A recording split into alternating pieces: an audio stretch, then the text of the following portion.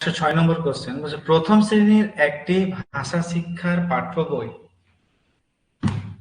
প্রথম শ্রেণীর মানে ক্লাস 1 একটি ভাষা শিক্ষার পাঠ্য বই শুরু হয় প্রথমে বর্ণমালা,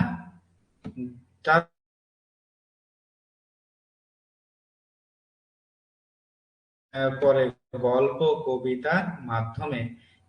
এই পাঠ্যপুস্তকে কোন পদ্ধতি অনুসরণ করা হয়েছে বা এই পাঠ্যপুস্তকে কোন মেথড বা কোন পদ্ধতি অনুসরণ করা হয়েছে? ঊর্ধ্বগামী পদ্ধতি, অধোগামী পদ্ধতি, শাস্তিমূলক পদ্ধতি, পাঠক্রমের কাঠামো পদ্ধতি, কোনটি? আচ্ছা, এই ধরনের কোশ্চেন যদি আসে তাহলে তোমার একটু মাথায় রাখবে যে প্রথমে কি করা হয়েছে, যে প্রথম শিশুদেরকে বর্ণ শেখানো হলো। তারপর বর্ণমালা মানে প্রথমে তাকে বর্ণ, তারপর বর্ণমালা, তারপর এক অক্ষর, তারপর দুই অক্ষর, এক অক্ষর, দুই অক্ষর, তিন অক্ষর, তারপর তোমার শব্দ, তারপর গল্প কবিতার মাধ্যমে কি করলো, ভাষা শিক্ষা দেওয়ার ব্যবস্থা করলো।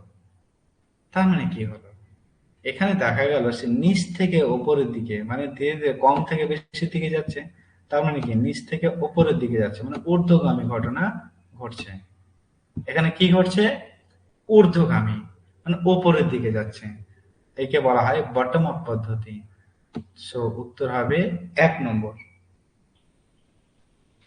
ওকে, তারপর 107 নম্বর। 107 নম্বর কি বলছে, বলছে পড়ার বিভ্রান্তি হলো মানে পড়তে কোনো সমস্যা, পড়তে না পারা, পড়তে প্রবলেম রয়েছে। এটা কি?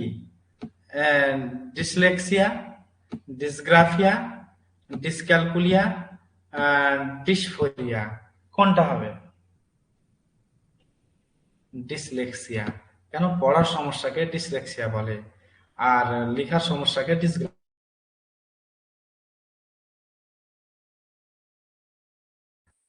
বলছে ভাষা শিক্ষার শ্রেণীকক্ষে লেখার অভ্যাস আরম্ভ করার জন্য, ভাষা শিক্ষার শ্রেণীকক্ষে লেখার অভ্যাস আরম্ভ করার জন্য একজন শিক্ষক যা করবেন তা হলো, একজন ভাষা শিক্ষা শ্রেণীকক্ষে লেখার অভ্যাস করাতে চান একজন শিক্ষক।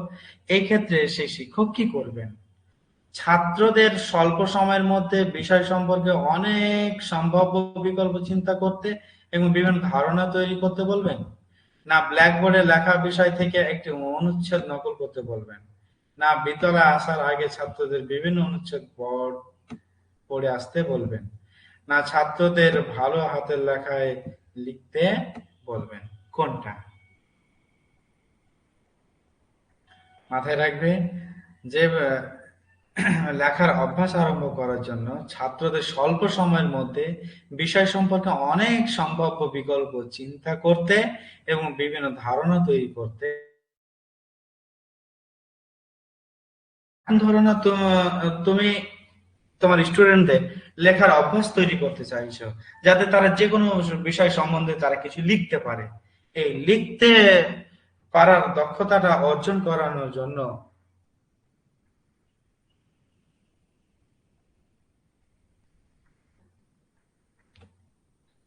আচ্ছা, এই লিখতে পারার দক্ষতা অর্জন করার জন্য বা কোনো বিষয় সম্বন্ধে যাতে লিখতে পারে এটার জন্য ছাত্রদের কি করতে হবে, কম সময়ের মধ্যে বিষয় সম্পর্কে অনেক সম্ভাব্য বিকল্প চিন্তাগুলো ভাবতে দিতে হবে এবং তারা বিভিন্ন ধারণা তৈরি, তাদেরকে বিভিন্ন ধারণা তৈরি করতে বলতে হবে। ওকে, আচ্ছা আমার কথা কি শোনা যাচ্ছে? আমার কথা কি শোনা যাচ্ছে? একটু আমাকে জানাও।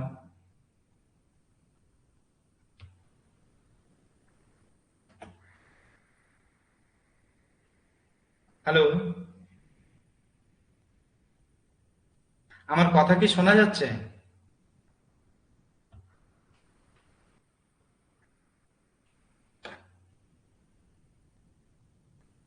হ্যালো।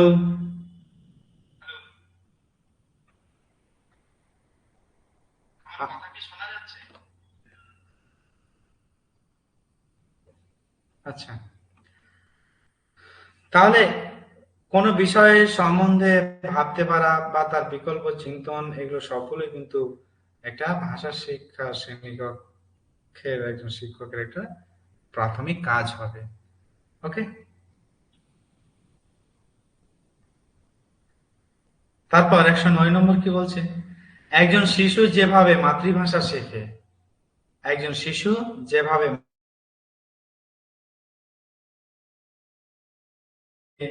লেখার মধ্য দিয়ে একটি প্রথাগত শিক্ষা পদ্ধতিতে, কিসের মাধ্যমে? মাথায় রাখবে, মাতৃভাষার কথা বলা হয়েছে। একটা শিশু মাতৃভাষা শিখবে কিসের মাধ্যমে? নিশ্চয় সে প্রথমে বলতে পারে না, সে প্রথমে লিখতে পারে না, বা মাতৃভাষা তাকে কোনো স্কুলে গিয়ে পড়ানো হয় না। সে কি করে? প্রথমে শোনার মাধ্যমে শেখে, শোনে এবং তার মাধ্যমে সেই শিশু ভাষা শিখতে পারে। মাতৃভাষা তো, আমরা যখন বাংলা ভাষা বলতে শিখি, আমাদেরকে কোন স্কুলে পাঠানো হয়নি বাংলা পড়ানোর জন্য, মানে প্রথমে বাবা মা কি খাচ্ছ কি করছো এগুলো বলার জন্য। অটোমেটিক বাচ্চারা কথা বলতে শুরু করে, কেন? তারা শুনে শুনে সেগুলো শোনে, মানে শেখে। 110 কি বলছে? নিম্নলিখিত কোন উৎপাদনশীল দক্ষতার শ্রেণীতে পড়ে? নিম্নলিখিত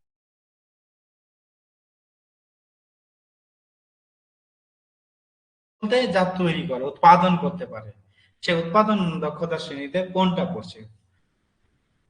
পড়া এবং লেখা, পড়া এবং শোনা, বলা এবং লেখা, বলা এবং শোনা, কোনটি?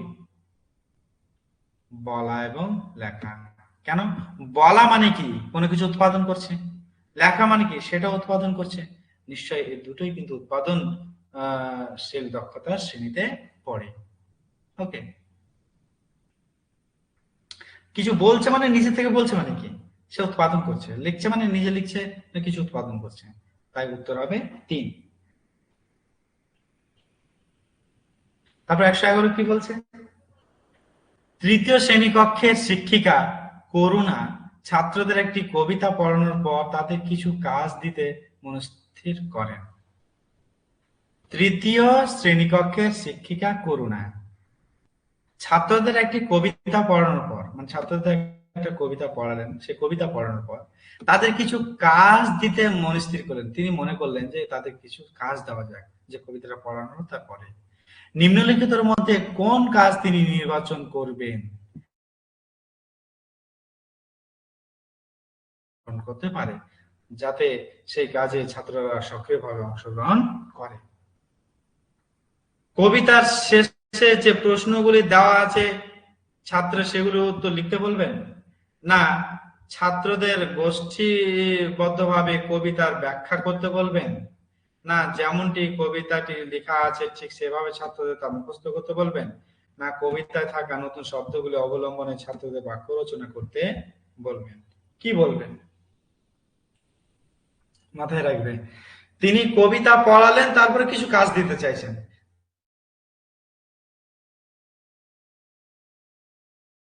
উত্তর হবে 2। কেন? ছাত্রদের গোষ্ঠীবদ্ধভাবে কবিতা ব্যাখ্যা করতে বলবেন। গোষ্ঠীবদ্ধভাবে যদি তিনি ব্যাখ্যা করতে বলেন, তাহলে কি হবে? ছাত্ররা বা শিক্ষার্থীরা সেই কাজে সক্রিয়ভাবে যুক্ত থাকবে। ওকে, তারপর কি বলছে 112?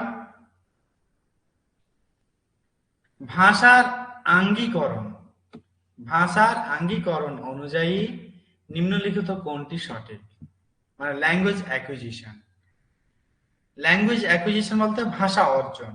হ্যাঁ, আসলে আঙ্গিকরণ না আত্মীকরণ, ও এটা উচিত ছিল আত্মীকরণ বলার। হ্যাঁ, যাকে ভাষার আত্মীকরণ, ভাষা যে অর্জন, এই ভাষার অর্জন অনুযায়ী নিম্নলিখিত কোনটি সঠিক?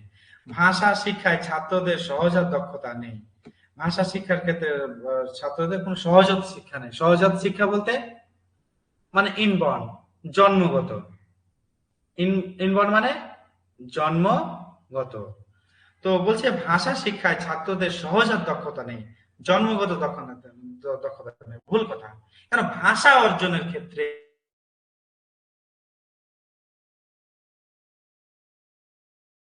শিক্ষা সেটা আলাদা জিনিস, সেখানে ক্লাসরুম লাগে, সেখানে টিচার লাগে, গাইড লাগে, কিন্তু ভাষা অর্জন করবে এখানে কিন্তু কোনো ইয়ে লাগে না, এটা জন্মগত ভাবে একটা পটেনশিয়ালিটি থাকে, মানে একটা অ্যাবিলিটি থাকে ছাত্রদের মধ্যে, দক্ষতা থাকে।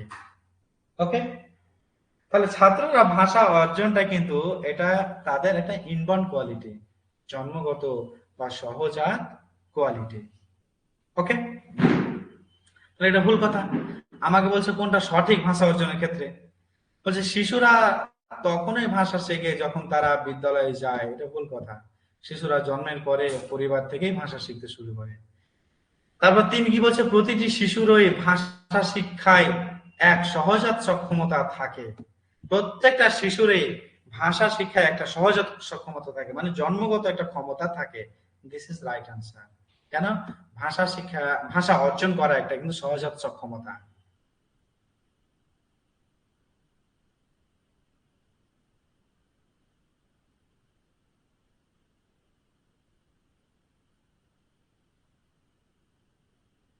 ভাষা শিক্ষা নেই এটাও সত্য কথা, কিন্তু উত্তর মাথায় রাখতে হবে, ভাষা অর্জনের ক্ষেত্রে এটা একটা সহজাত, ইনবর্ন।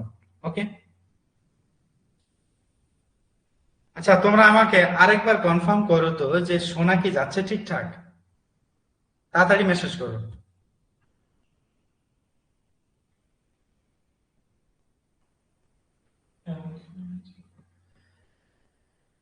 আচ্ছা, তারপরে আসো 113 নম্বর, 113। 113 কি বলছে, যে একটি ভাষা শিক্ষার ক্ষেত্রে নিম্নলিখিতের মধ্যে কোনটি সবচেয়ে বেশি গুরুত্বপূর্ণ? ভাষা শিক্ষার ক্ষেত্রে নিম্নলিখিত, তাহলে মাথায় রাখতে হবে ভাষা যে শিখবে একটা শিশু, তার মধ্যে সবচেয়ে মানে পঠন শিক্ষণ প্রণালী যা রয়েছে সেটা, মানে বা টিচিং লার্নিং মেথড, এগুলো কি? না সামাজিক মেলামেশা, না বই পড়া, না নাটক বা সিনেমা দেখা? মাথায় রাখবে সবগুলোই ভাষা অর্জনে সাহায্য করে, কিন্তু সবচেয়ে গুরুত্বপূর্ণ যেটা সেটা হলো সামাজিক মেলামেশা। একটা শিশু যত সামাজিক মেলামেশা করবে, একটা শিশু যত একে অপরের সাথে মেলামেশা করবে, তত সে কি করতে পারবে? ভাষা শিখতে পারবে। সো আনসার হবে 2, 2 নম্বর। তারপর কি বলছে 114। 114 কি বলছে, যে একটি অধ্যায়ে ছবি বা রেখাচিত্র ব্যবহৃত হয়। একটি অধ্যায়ে, একটু দেখো তো শোনা যাচ্ছে নো ইন্টারনেট কানেক্ট দেখাচ্ছে কেন?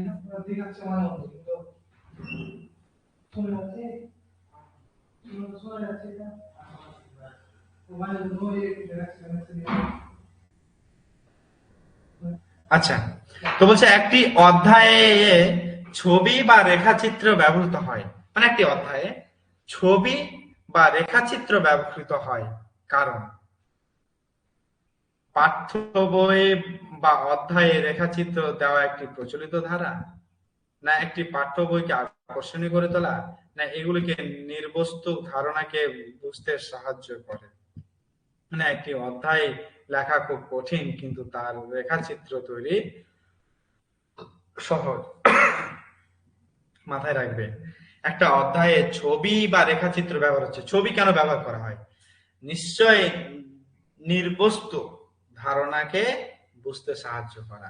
ছবি এই জন্য দেওয়া হয় যাতে তারা ছবি দেখে সেই বিষয়টাকে আরো ক্লিয়ারলি স্বচ্ছভাবে বুঝতে পারে। ওকে, তারপর 15 নম্বর কি বলছে, ছাত্রদের, আচ্ছা ছাত্রকে একজন ভালো লেখক হিসেবে গড়ে তুলতে, ছাত্রকে একজন ভালো লেখক হিসেবে গড়ে তুলতে শিক্ষক লেখার সবচেয়ে গুরুত্বপূর্ণ যে উপাদানের উপর মনোনিবেশ করবেন তা হলো, মানে একজন শিক্ষক চাইছেন যাতে তার ছাত্র ভালো লিখতে পারে, ভালো লিখতে পারে। ভালো লিখতে পারা মানে শুধু হাতের লেখাকে বোঝায় না, শুধু হাতের লেখা। ভালো লিখতে পারা মানে হলো কোনো বিষয় সম্বন্ধে চিন্তনের সাথে কোনো কিছু লেখা, ঠিকঠাক লেখা, ঠিকঠাক বহিঃপ্রকাশ করা ধারণাকে, এটাই ভালো লেখা।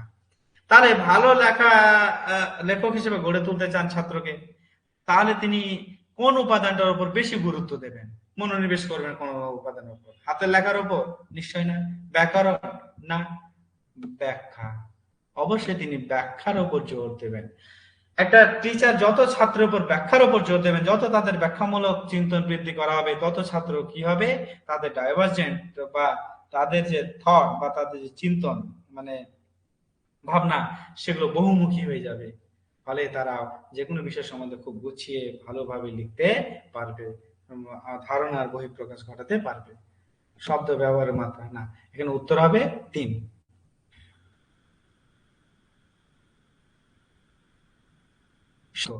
ডিসলেক্সিয়া, এই ডিসলেক্সিয়া কিসের সাথে সম্পর্কিত? মানসিক বিশৃঙ্খলা, ব্যবহারিক বিশৃঙ্খলা, গাণিতিক বিশৃঙ্খলা, পঠন বিশৃঙ্খলা। উত্তর হবে পঠন বিশৃঙ্খলা।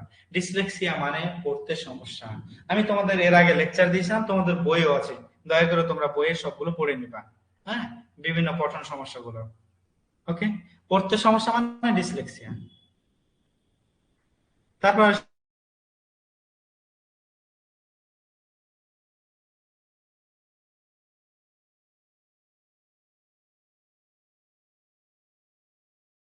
পাঠ্য পড়ার সময় নিম্নলিখিতের মধ্যে কোন বিষয়টি গুরুত্বপূর্ণ? একটি পাঠ্য পড়ানোর সময় নিম্নলিখিতের মধ্যে কোনটি বেশি গুরুত্বপূর্ণ? সঠিক উচ্চারণের সঙ্গে পড়া, সঠিক উচ্চারণ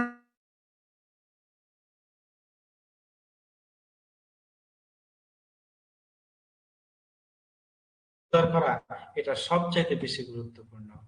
মাথায় রাখবে, তুমি যে একটা পড়া পড়ছো, সেই পড়াটাকে তুমি ঠিকঠাক যদি বুঝতেই না পারো, তার অর্থই যদি বুঝতে না পারো, তাহলে তুমি যতই সঠিক উচ্চারণ করো, যতই তুমি বিরাম চিহ্ন ব্যবহার করো, তোমার কি হবে? পড়া ব্যর্থই হবে। বা তুমি যতই দ্রুত পড়ো, ব্যর্থ। কেন? একটি পাঠ্য পড়ার সময় সবচেয়ে গুরুত্বপূর্ণ বিষয় হলো সে পাঠের অর্থকে বোঝা, তার মিনিংকে বোঝা। ওকে, তারপর 118 বলছে, দ্বিতীয় শ্রেণীকক্ষের শিক্ষক তাসা ছাত্রদের শব্দ ভান্ডারের উন্নতির জন্য প্রচুর পরিশ্রম করেন। দ্বিতীয় শ্রেণীর একজন শিক্ষক তাসা ছাত্রদের যাতে শব্দ ভান্ডার বেড়ে যায়, ভোকাবুলারি যাতে বেড়ে যায়, এর জন্য তিনি প্রচুর পরিশ্রম করছেন। ছাত্রদের শব্দ ভান্ডারের উন্নতির জন্য নিম্নলিখিত কোনটি সবচেয়ে ভালো পদ্ধতি হবে? ছাত্রদের শব্দ ভান্ডারের উন্নতির জন্য নিম্নলিখিত কোনটি সবচেয়ে ভালো পদ্ধতি হবে? শব্দ ভান্ডার বৃদ্ধির ক্ষেত্রে বলেছে, কিন্তু ছাত্ররা একটি নতুন অধ্যায়ে পড়ার আগে সমস্ত নতুন শব্দ মুখস্থ করে নেবে, না ছাত্ররা পাঠ প্রেক্ষিতে নতুন নতুন শব্দ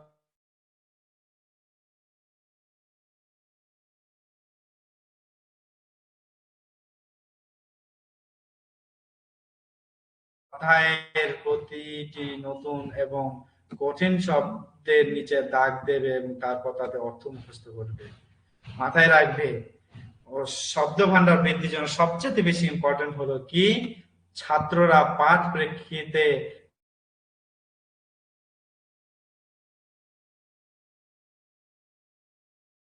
তার অর্থকে অনুমান করবে, আন্দাজ করবে, বা না পারলে সেটা ডিকশনারি দেখে নেবে। এইভাবে কিন্তু কি হবে, শব্দ ভান্ডার বাড়বে। কেউ যদি মনে করে আমি বসে বসে সব ডিকশনারি বা অধ্যায়ের সমস্ত শব্দের অর্থকে লিখে মুখস্থ করে নেবো, এটা সম্ভব না। প্রত্যেকটা ছাত্রের কিছু না কিছু শব্দ জানা আছে, সেই শব্দগুলো বাদে যে নতুন শব্দগুলো আসবে, সেই নতুন শব্দগুলোকে কি করতে হবে, তাকে তার অর্থকে অনুমান করতে হবে। এইভাবে সে ভোকাবুলারি বা শব্দ ভান্ডার বৃদ্ধি করতে পারবে। তারপর কি বলছে, দ্বিতীয় শ্রেণীকক্ষে একজন শিক্ষক অভিব্যক্তি ও অঙ্গভঙ্গির মাধ্যমে একটি আকর্ষণীয় গল্প বলছেন। অভিব্যক্তি এবং অঙ্গভঙ্গির মাধ্যমে, মানে দ্বিতীয় শ্রেণীর একজন শিক্ষক কি করছেন, ছাত্রদের গল্প শোনাচ্ছেন। কিভাবে? তিনি খুব আর্ট করে কথা বলছেন, মুখে কথা বলছেন এবং বডি ল্যাঙ্গুয়েজ অঙ্গভঙ্গির মাধ্যমে তিনি একটা আকর্ষণীয় গল্প বলছেন। গল্পটি বলার পর তিনি ছাত্রদের আবার সেটিকে নিজেদের ভাষায় বলতে বললেন। তার গল্প যখন বলা শেষ হয়ে গেল, তখন তিনি বললেন তার ছাত্রদেরকে যে তোমরা নিজের ভাষায় এই গল্পটাকে আবার বলো। তিনি ছাত্রদের যে ক্ষমতা বুঝতে চাই ছাত্রদের যে ক্ষমতাটা বুঝতে চাইছেন, তিনি কোন ক্ষমতাটা বুঝতে চাইছেন? শোনার বোধ শক্তি, বলার বোধ শক্তি, পড়ার বোধ শক্তি, লেখার বোধ শক্তি, কোনটা? নিশ্চয় উত্তর হবে শোনার বোধ শক্তি। কি হবে? শোনার বোধ শক্তি। ওকে, কেন? যখনই শিক্ষক কি করলেন, কোন গল্প বললেন, আর গল্প বলার পরে আবার নিজের ভাষাতে বলতে বলছেন, তারা নিশ্চয়ই তিনি চাইছেন যে মনোযোগ দিয়ে তারা শুনেছে কিনা, তারা অ্যাটেন্টিভ কিনা।